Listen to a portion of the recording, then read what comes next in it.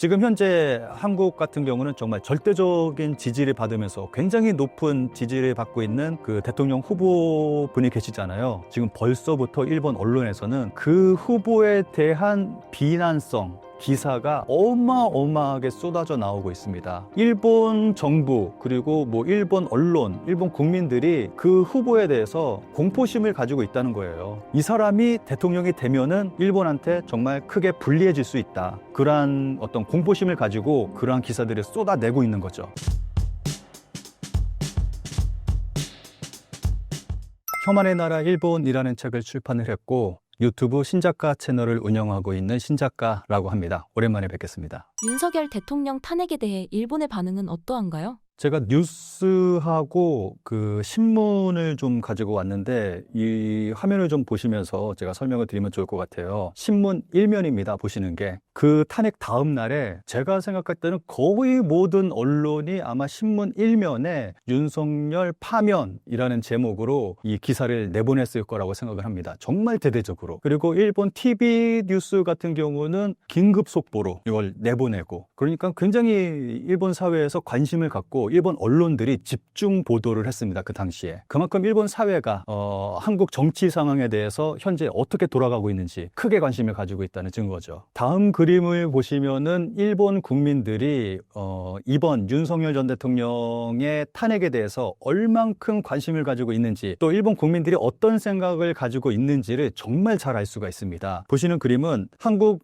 윤 대통령 파면 결정 타당하다고 생각합니까? 라는 야후 재팬 설문조사 결과입니다. 보시면은 86%가 타당하지 않다라고 이야기하고 있습니다. 일본 야후 재팬 같은 경우는 좀 우익 성향이 강한 그러한 사이트거든요. 그럼에도 불구하고 86%의 사람들이 이게 타당하지 않다라고 말한 거는 굉장히 높은 수치입니다. 굉장히 많은 일본 국민들이 이번 윤석열 대통령의 파면이 타당하지 않다고 생각을 하고 있어요. 윤석열 전 대통령 같은 경우는 일본에서 다들 잘 아시겠지만 인기가 굉장히 좋습니다. 대부분의 일본인들이 좋아해요. 그 이유가 그 한일 관계를 개선을 했다. 정말 커다란 노력을 해서 안 좋은 한일 관계를 개선하기 위해서 노력한 그 중심에 있는 대통령이다. 정말 큰 공헌을 했다. 라고 생각을 하고 있습니다. 또 일본 언론에서 아무래도 그렇게 보도를 하다 보니까 일본 국민들도 그렇게 알고 있는 거고, 또 이렇게 설문조사를 했을 경우에 윤석열 대통령의 탄핵? 왜 탄핵을 당한 거야? 야, 이거 옳지 않다. 이렇게 한일 관계를 위해서 노력한 사람인데 정말 한국에서 보기 드문 좋은 대통령이 나왔다. 그러한 댓글들이 쫙 달렸습니다. 그런데 왜 파면이냐? 왜 탄핵이냐? 라는 그러한 반응을 보인 거죠. 한국의 탄핵 사태에 대해 일본이 반응하는 이유는 무엇인가요?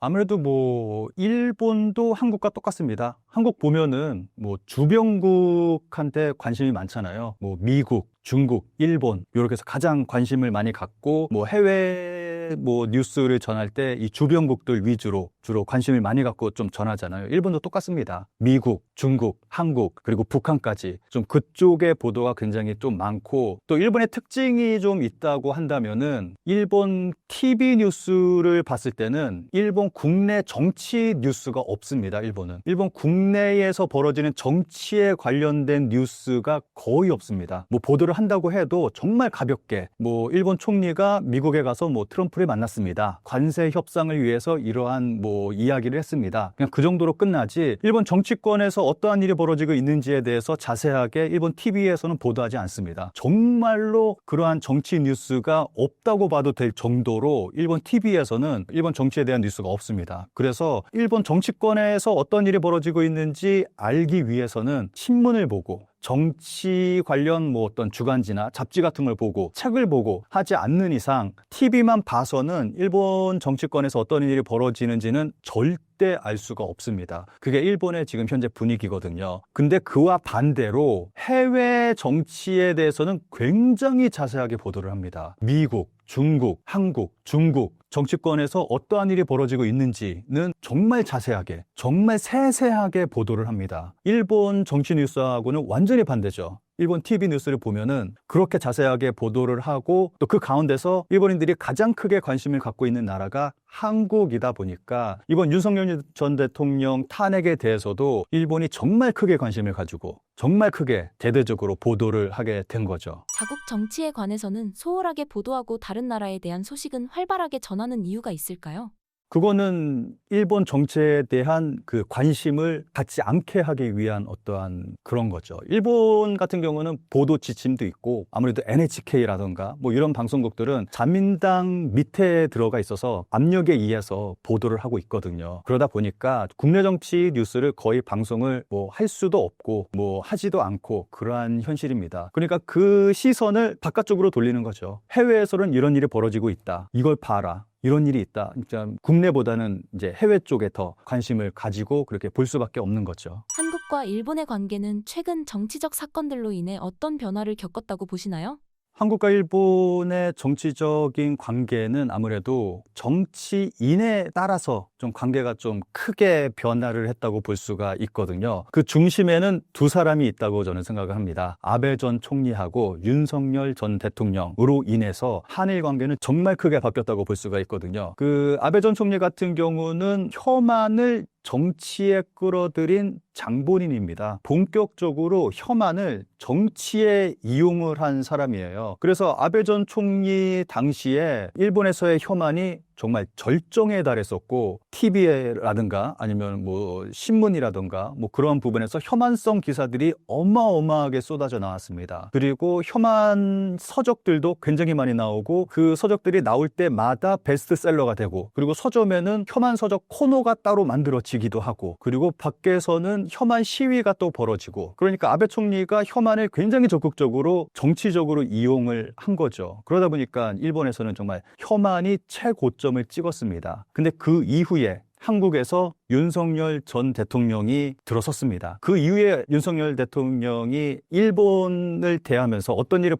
벌였는지에 대해서는 모두 잘 아실 거라고 생각을 해서 뭐 구체적으로 설명을 드리진 않겠지만 그러한 일들이 벌어지고 그와 함께 혐한을 그렇게 부추기던 아베 전 총리가 사망을 하게 됩니다. 그러면서 일본에서는 혐한이 싹 사라졌습니다. 진짜. 이번 언론에서 혐한성 보도가 사라졌어요. 찾아보기가 거의 힘들 정도로. 일본 언론에서 그러니까 윤석열 전 대통령을 칭찬을 하면 칭찬을 했지 그거에 대해서 뭐 혐한성 뭐 기사를 내거나 악의적인 기사, 뭐 부정적인 기사를 내는 거는 거의 찾아볼 수가 없었습니다. 그게 아까 그 보신 뭐 설문조사라든가 이런 걸 통해서 우리가 알 수가 있는 거죠. 일본 국민들이 가장 좋아하는 한국 대통령 한 명을 대라라고 한다면 아마 윤석열 전 대통령이다라고 이야기를 할 겁니다. 그러니까 한일 관계에 있어서 가장 크게 작용을 한 두 사람은 아베 전 총리 그리고 윤석열 전 대통령이라고 볼 수가 있습니다. 한국과 일본의 정치적인 차이점이 있다면 무엇인가요? 한국과 일본의 정치적 차이점은 아무래도 민주주의 국가냐 아니냐 뭐 이렇게 볼 수가 있고 그리고 국민들이 민주적이냐 아니냐 그러니까 한마디로 민주국가냐 아니냐 뭐 이렇게 좀 볼 수 있다고 생각을 합니다. 아소타로가 망원제족이라고 불리는 아소타로가 여기저기 다니면서 항상 하는 말이 있습니다. 정치에 관심을 갖지 않는 나라가 좋은 나라다. 항상 이런 얘기를 해요. 정치에 관심을 갖고 거기에 뭐 모든 관심이 쏠리게 된다면 그 나라가 어떻게 좋은 나라가 될 수가 있냐. 정치에 대해서 관심 갖지 않고 정치에 대해서 걱정하지 않는 그러한 나라가 좋은 나라다라고 이야기를 하는데 반대잖아요. 정치에 관심을 갖고 그리고 적극적으로 참여를 해야지 좋은 나라가 되는 건데 일본 자민당 쪽에서는 최대한 정치에 관심을 갖지 않게끔 정책을 펼치고 있습니다. 그 대표적인 예로 제가 아까 말씀드린 TV에서 국내 정치에 대해서 보도하지 않는 것 그리고 일본 투표 시스템을 보면은 사람 이름을 쓰잖아요. 연필로. 그러니까 이 부분도 어떻게 보면은 그러니까 투표하지 말라는 거랑 다름이 없습니다. 이거는 글씨를 쓰지 못하는 사람은 정말 투표하는데 크게 문제가 생길 수도 있는 거고 항상 매년마다 발생하는 게 글씨가 틀릴 수도 있고 악필인 사람도 있잖아요. 그리고 또 뭔가 글을 쓰다가 문제가 생길 수도 있는 부분이 있는데 어디까지 이 표를 인정을 하느냐, 이 표를 진짜 정상표로 인정을 하느냐, 아니면 문제 있는 표로 이제 하느냐로 항상 문제가 발생해요. 매년. 이게 굉장히 문제가 있는 투표 시스템이죠. 뭐 이러한 것들을 봐도 일본에서는 정치에 관심을 갖지 말아라라고 일본 자민당이 계속해서 이러한 정책들을 만들어내고 있습니다. 그러니까 이러한 부분들을 보면은 아무래도 이러한 정책들이 계속 이어지다 보니까 일본 같은 경우는 자민당이 거의 70년 동안 일당 독재를 하고 있습니다. 항상 말씀을 드리지만 그 사이에 뭐 입헌민주당이 한 3년 동안 잠깐 집권을 하기는 했지만 70년 동안 집권을 했다는 건 일당 독재입니다. 고인물은 썩기 마련입니다. 근데 반대로 한국 같은 경우는 물갈이를 하고 있잖아요. 그 물이 뭐 좀 좋지 않은 물이 들어오기도 하고 하지만 계속 물갈이를 하고 있다 보니까 한국은 계속 뭐 좀 후퇴를 하기도 합니다. 하지만 다시 깨끗한 물이 들어와서 다시 전진하기도 하고 그러면서 계속 발전해 나가고 있는데 이게 민주주의죠. 민주주의 국가는 뭐 어느 나라나 이러한 현상으로 계속 흘러가는 게 이런 민주주의인데 일본 같은 경우는 정권 교체가 안 되다 보니까 이거는 뭐 독재 국가나 마찬가지죠. 자민당, 일당 독재, 고인물은 썩는다라는 게 일본을 보면 정말 가장 잘 알 수 있다고 생각합니다. 그리고 국민들의 반응을 봐도 정말 잘 알 수가 있죠. 일본 국민들은 뭐 잘 아시겠지만 목소리를 내지 않습니다. 일본 정치권에서 어떤 일이 벌어지든 간에 목소리 내지 않습니다. 잘 알지도 못하고 정말 큰 문제들이 발생을 해도 목소리 내지 않고 밖으로 나오지도 않고 시위하는 걸 나쁘다고 생각을 하니까 일본 국민들은 좀 그러한 문제가 있고 근데 한국을 보면 정반대죠. 정말 무슨 일이 있으면 적극적으로 목소리를 내고 그리고 거리로 나오고 그리고 정말 우리나라가 민주주의가 살아있다고 느끼는 게 전에 박근혜 전 대통령도 그렇고 그리고 윤석열 전 대통령도 그렇고 국민의 힘으로 살아있는 권력을 끌어낸다는 게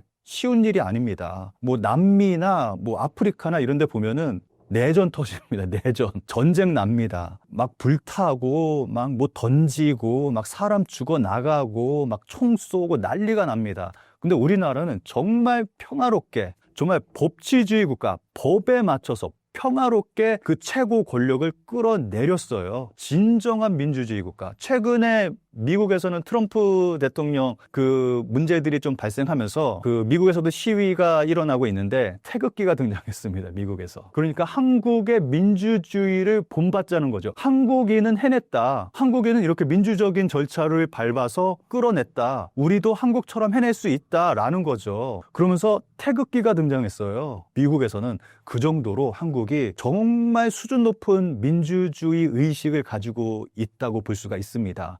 이런 부분에서는 정말 일본의 민주주의 그리고 한국의 민주주의는 하늘과 땅 정도의 차이라고 생각을 합니다. 이 부분이 가장 큰 차이라고 생각합니다. 향후 한국과 일본의 외교 관계에 대해서 어떻게 전망하시나요? 한국에 어떤 정권이 들어서느냐에 따라서 뭐 크게 달라지겠죠. 만약에 일본에서 원치 않는 정권이 한국에서 탄생을 한다? 그렇다면 예전과 같은 그 혐한 분위기로 다시 돌아갈 거라고 생각을 합니다. 지금 현재 한국 같은 경우는 정말 절대적인 지지를 받으면서 굉장히 높은 지지를 받고 있는 그 대통령 후보분이 계시잖아요. 지금 벌써부터 일본 언론에서는 그 후보에 대한 비난성 기사가 어마어마하게 쏟아져 나오고 있습니다. 라는 거는 일본 정부 그리고 뭐 일본 언론, 일본 국민들이 그 후보에 대해서 공포심을 가지고 있다는 거예요. 이 사람이 대통령이 되면은 일본한테 정말 크게 불리해질 수 있다. 그러한 어떤 공포심을 가지고 그러한 기사들을 쏟아내고 있는 거죠. 그래서 일본이 원치 않는 그러한 정권이 들어서게 된다면은 예전과 같이 윤석열 전 대통령 그 전에 혐한이 크게 일본에서 벌어진 것처럼 일본에서 다시 혐한이 되살아날 거라고 생각을 합니다. 일본의 조아츠라 불리는 인간 증발 현상의 그 배경과 화제가 된 이유는 무엇인가요? 아무래도 몇 해 전에 한국인 젊은이가 일본에 여행을 가서 행방불명이 돼서 그것 때문에 좀 한국에서 좀 크게 화제가 됐던 적이 있었잖아요. 그것 때문에 좀 주목을 받은 게 아닌가 하는 그런 생각이 듭니다. 그 일본에서는 조아츠라는 말이 있는데 증발이라는 그러한 뜻입니다. 그러니까 한자로 증발을 일본어로 읽으면 조아츠라고 읽는데 이게 갑자기 사라진다고 해서 이제 증발이라는 단어를 사용을 하는 건데 일본 경찰청에서 발표한 통계를 보면은 1년에 한 8만 명 정도 8만 명 전후로 해서 행방불명이 벌어진다라는 통계가 있고 그 가운데서 10대하고 20대가 가장 많다라는 라는 통계가 나와 있습니다. 그런데 최근에는 정말 새롭게 70대 이상의 행방불명자가 급격하게 늘어나고 있습니다. 이러한 특징이 있습니다. 최근에는. 이 행방불명의 그 원인은 두 가지로 볼 수가 있는데, 하나는 경제적인 원인이고 하나는 고령화를 원인으로 들 수가 있습니다. 그리고 행방불명 되는 사람들 가운데서 매년 한 5천 명 정도가 사망한 상태로 발견이 됩니다. 이 사람들이 다 그냥 뭐 살아있는 게 아니라 5천 명 정도가 사망한 상태로 발견됐다는 거는 더 많은 사람들이 더 좀 사망을 했을 수도 있다는 그러한 거겠죠.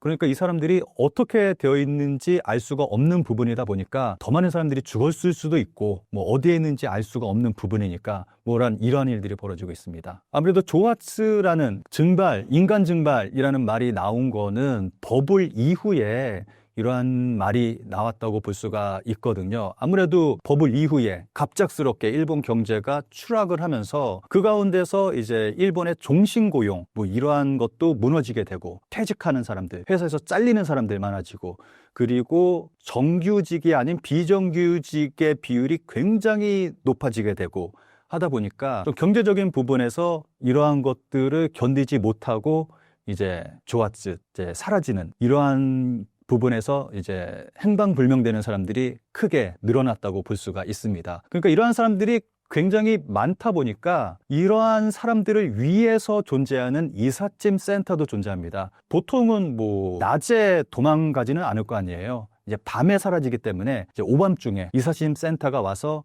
이제 전문적으로 좀 돈을 더 많이 받고 이사를 도와주는 그런 이삿짐 센터가 존재하기도 하고, 또 하나는 이 사람들이 이제 다른 쪽으로 가서 신분 세탁을 하는 사람들도 굉장히 많습니다. 최근에는 마이넘버 카드라는 게 등장을 해서 우리나라의 주민등록증하고 똑같은 마이넘버 카드가 만들어진 지 한 10년 정도 됐거든요. 마이넘버 카드가 만들어지면서 아무래도 신분 세탁이 예전처럼은 뭐 그렇게 쉽지는 않겠지만, 그럼에도 불구하고 일본 같은 경우는 신분 세탁 마음만 먹으면은 굉장히 쉽게 할 거라고 생각을 합니다. 일본에서는 명함이 하나의 신분증으로도 사용이 되거든요. 그러다 보니까 마음만 먹으면은 굉장히 쉽게 비교적 그 신분 세탁을 할 수가 있을 겁니다. 일본에서 실종되는 사람들의 특징이 무엇인가요? 아까도 말씀드렸듯이 일본에서 사라지는 사람들의 특징은 경제적 이유, 그리고 고령화를 들 수가 있습니다. 경제적 이유는 아까 말씀드렸듯이 갑작스런 뭐 퇴직, 회사에서 잘리고 비정규직이 되고 뭐 수입이 줄어들고 뭐 사업이 망하고 이러다 보니까 거기서 오는 박탈감, 뭐 그러한 것들을 이기지 못하고 이제 사라져버리는 그러한 일들이 많이 있는 거고, 한 가지 제 그 경험담을 들려드린다면은, 제 일본인 친구가 있는데 이 친구는 사라진 건 아니에요. 조금은 다르긴 한데, 제가 일본에 가면은 친하게 지내는 동갑내기 친구가 있거든요. 그래서 항상 일본에 가서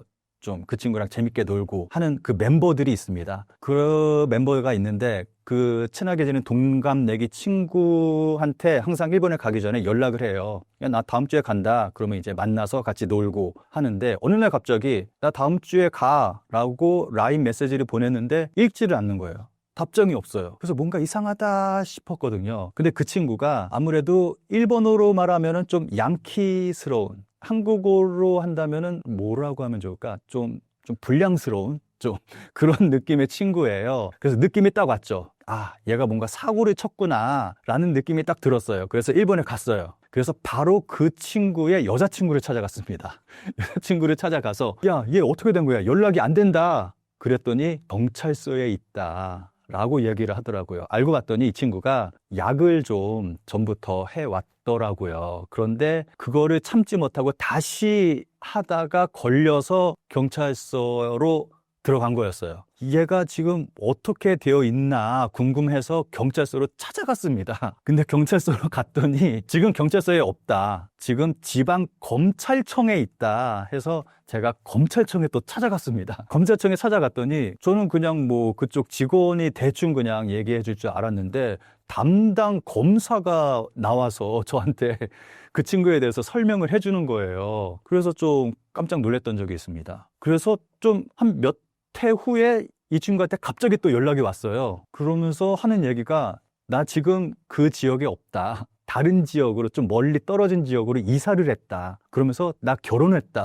여기서 잘 살고 있다라고 이야기를 하더라고요. 그러니까 이 친구는 뭐 증발은 아니긴 한데 어떻게 보면은 이제 그 지역에서 문제를 일으키고 다른 지역으로 이제 이사를 해서 그쪽에서 이제 정착을 하고 살고 있는 거죠. 근데 이 친구 같은 경우는 이제 결혼도 하고 해서 어떻게 보면 뭐 잘 살고 있는 거죠. 예, 그런 좀 사례가 있습니다. 예, 뭐 어떻게 보면 좀 비슷하다고 볼 수가 있는 거죠. 그 사회에서 좀 문제가 있다 싶으면은 이제 사라지는 다른 쪽으로 이제 이사를 하고 하는 경우가 이제 일본에서는 뭐 흔하게 벌어지는 그러한 일들이죠. 그리고 또 하나의 예가 고령화라고 제가 말씀을 드렸잖아요. 일본 사회는 급격하게 고령화가 된 사회고 하다 보니까 치매 노인들이 굉장히 많이 늘어나고 있습니다. 그래서 지금 일본에서 그 행방불명이라고 이야기를 한다면은 이 경제적인 문제보다는 치매 노인 얘기를 가장 먼저 하고 있습니다. 현재 일본 언론에서는 굉장히 많이 나오고 있는 얘기가 치매 노인들의 행방불명에 대한 기사가 정말 많이 나오고 있거든요. 그래서 하나의 사회 문제가 되고 있습니다. 그래서 일본에서 지금 현재 시점에서 일본에서 행방불명은 곧 치매 노인에 대한 행방불명이라고 이야기를 해도 될 정도로 현재는 치매 노인들의 행방불명이 중심이 되고 있습니다. 일본 사회의 높은 사회적 기대와 개인의 자유가 실종 문제에 어떤 영향을 미치나요? 아무래도 일본 같은 경우는 아까도 말씀드렸지만 사람들의 시선을 굉장히 중요하게 생각을 합니다. 일본의 속담이 있는데 그 여행지에서의 부끄러움은 그 현지에 두고 와라. 그런 속담이 있습니다. 그러니까 여행지에서 부끄러운 일을 이제 일본에서는 할 수 없는 현지에서 자기가 살고 있는 곳에서 할 수 없는 그러한 부끄러운 행동을 다 하고 그 부끄러움은 거기다 두고 돌아와라. 여기서는 할 수 없으니까 그 여행지에서 해라. 그만큼 그 자기가 살고 있는 곳에서의 어떠한 그 자신의 모습을 중요하게 생각하는 거죠. 이거는 해외여행을 가면은 볼 수가 있는 모습인데 일본 현지에서 보는 일본인과 해외에서 보는 일본인의 모습은 좀 차이가 있습니다. 아무래도 해외다 보니까 일본에서 할 수 없는 그러한 행동들을 하는 일본인들을 좀 볼 수가 있거든요. 좀 자유롭게 아무래도 좀 뭐라 그럴까? 일본에서는 이제 메이와쿠 가케나이, 이제 민폐를 끼치지 않는다. 뭐 이런 것들 있잖아요. 그러니까 그러한 행동들을 해외에서는 좀 하는 그러한 경향을 좀 많이 볼 수가 있거든요. 근데 일본에서는 좀 주위에 눈치를 많이 보게 되고 그리고 이제 민폐 끼치지 않는 그러한 문화가 굉장히 강하다 보니까 좀 조심스럽게 행동하는 그러한 게 굉장히 강하거든요. 그러다 보니까 아무래도 좀 이러한 현상이 벌어진다고 생각을 합니다. 이러한 현상을 통해 알 수 있는 일본인들의 심리와 한국인과의 차이점은 무엇인가요? 이것도 뭐 똑같다고 생각을 합니다. 눈치 보는 문화, 일본 같은 경우는. 일본의 속담 중에서 빨간 신호등도 함께 건너면 무섭지 않다라는 그 속담이 있거든요. 혼자 건너면은 좀 눈치도 보이고 무서운데 다 같이 건너면은 무섭지 않다. 눈치 보이지 않는다. 이런 게 있습니다. 그러니까 이것도 일종의 어떻게 보면은 집단주의이긴 한데 이게 우리가 생각하는 그런 집단주의가 아니에요. 일본 같은 경우는. 그러니까 눈치를 보면서 이루는 어떤 그런 집단주의라고 볼 수가 있겠죠. 그러니까 눈치 보는 그러한 게 굉장히 좀 강하다고 볼 수가 있는 거죠. 그러니까 이러한 것 때문에 이러한 현상이 벌어진다고 생각을 합니다. 근데 한국 같은 경우는 자기가 뭐 경제적인 문제가 발생했다. 회사에서 잘렸다. 사업에서 망했다라고 한다고 해서 가족을 버려두고 갑자기 사라지는 경우는 없잖아요. 뭐 간혹 좀 극단적인 선택을 하는 그런 분들이 계시기는 하지만 아무래도 한국 같은 경우는 가족을 중요하게 생각을 하고 가장으로서의 뭐 책임을 다해야 된다 뭐 그런 생각을 가지고 있잖아요. 이 부분은 좀 유교하고도 좀 관련이 있다고 생각을 합니다. 그래서 한국 같은 경우는 가족 중심 또 책임감 뭐 이러한 부분 굉장히 좀 중요하게 생각을 하는데 일본은 아무래도 좀 개인주의적인 그러한 성향이 강하고 눈치 보는 그러한 성향이 강하다 보니까 이러한 일이 벌어지고 한국과 일본의 차이는 좀 이러한 부분에서 좀 차이가 난다고 생각을 합니다. 이러한 현상을 해결하기 위해 어떤 해결책이 필요하다고 보시나요? 이 부분은 아무래도 경제적인 부분에서 봤을 때는 정치적인 부분이죠. 근본적으로는 일본 정부가 일본 경제적인 부분에서 어떻게 해결을 해야 되는지에 대한 어떠한 과제라고 볼 수가 있는 거겠죠. 아무래도 잃어버린 30년 계속해서 추락을 하고 있고 일본인들의 소득은 그대로인데 물가는 계속 오르고 있고 여기서 또 하나 예를 들 수 있는 게 국민 부담률이라는 것이 있습니다. 국민 부담률은 한마디로 이야기를 한다면은 자기가 벌어들인 소득 가운데서 얼마만큼을 정부에 내느냐라는 거거든요. 이번 2025년에 일본 정부가 2025년 국민 부담률 예상치를 발표를 했습니다. 이 예상치 발표하고 일본에서 난리가 났습니다. 2025년 일본 국민들의 부담률이 46% 정도 될 거다라는 그러한 전망치가 나왔습니다. 예전에는 한 48%, 한 2년 전에는 한 48%인가 까지 올라간 적이 있었거든요. 그래서 일본에서 나오는 얘기가 에도 시대로 다시 돌아갔다라는 얘기를 하고 있습니다. 에도 시대 때 소작농들이 소작료로 그 걷어들인 쌀의 한 절반을 소작료로 준 적이 있었거든요. 그래서 지금 같은 경우는 일본은 소득의 거의 절반을 지금 국가에 바치고 있는 상황이다 보니까 에도 시대로 돌아갔다. 어떻게 사느냐 이러한 얘기를 하고 있습니다.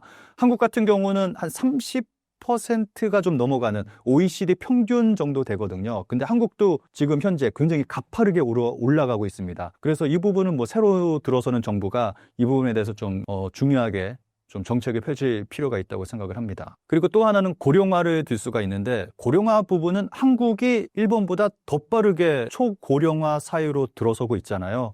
그래서 이 부분은 한국이 일본을 좀 주의 깊게 볼 필요가 있다고 생각을 합니다. 일본에서 치매 노인들이 굉장히 많이 발생하고 있고 그 치매 노인들이 사라져가고 행방불명되고 그러한 사회 문제가 벌어지고 있는데, 지금 일본에서 어떠한 일들이 벌어지고 있고 일본 사회 그리고 일본 정부가 어떠한 일들을 벌이고 있는지 우리가 좀 주의 깊게 살펴볼 필요가 있다고 생각을 합니다. 그리고 마지막으로 이러한 지금까지 제가 말씀드린 이것보다 가장 중요한 게 있습니다. 일본에서 사라지는 사람들을 일본 정부가 정치적으로 이용을 한다는 겁니다. 일본에서 누군가가 사라졌다? 그러면 일본 정부에서 하는 얘기가, 야, 이 사람 아무래도 북한 쪽에 납치가 된 것 같은데 라는 말이 항상 나와요. 그래서 이거를 정치적으로 이용을 하는 거예요. 아무래도 뭐 북한으로 납치된 사람이 있긴 있습니다. 그런데 이 많은 사람들이 북한으로 납치된 건 아니잖아요. 게다가 굉장히 재밌는 거는 이 사람 북한으로 납치된 것 같다 라고 말한 사람인데 한참 시간이 흘러서 일본에서 발견이 됩니다. 그러한 경우가 종종 있습니다.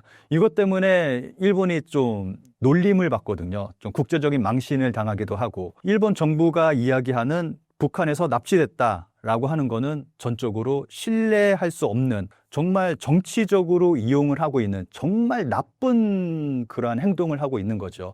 가장 큰 문제는 저는 그 사라진 사람들을 정치적으로 이용을 하고 있는 자민당이라고 생각을 합니다.